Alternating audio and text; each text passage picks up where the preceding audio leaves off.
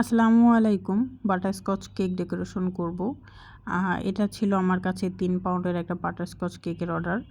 আর যেহেতু 3 পাউন্ডের ছিল, তাই এটাকে একটু হাইড করার জন্য আমি এটাকে 9 ইঞ্চির মোল্ডে বেক করে নিয়েছিলাম। আর কাজের চাপ থাকার কারণে আমি এটাকে রাতেই ডেকোরেশন করি। যদিও রাতে ডেকোরেশন করলে ভিডিও একটু ভালো আসে না। তো এটার ডিজাইনটা আমি ভাইয়াকে দেখাই। ভাইয়া বলে যে হ্যাঁ, এটার মতোই করে দিয়েন। যেহেতু বাটারস্কচ কেকের ডিজাইন এগুলো একটু সিম্পল টাইপেরই হয়।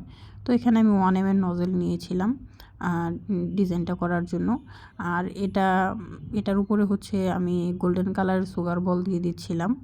আর সাইড দিয়ে যে প্যারালাইনটা আছে এটা দিয়ে দিচ্ছিলাম। এটা কিন্তু খুবই মজার একটা জিনিস। যারা সবসময় খান তারা বলতে পারবেন এটা টেস্টের বিষয়ে। আর এখানে আমি গানাশ দিয়ে নামটা লিখে নিয়েছিলাম, যেটা লিখতে বলেছিল।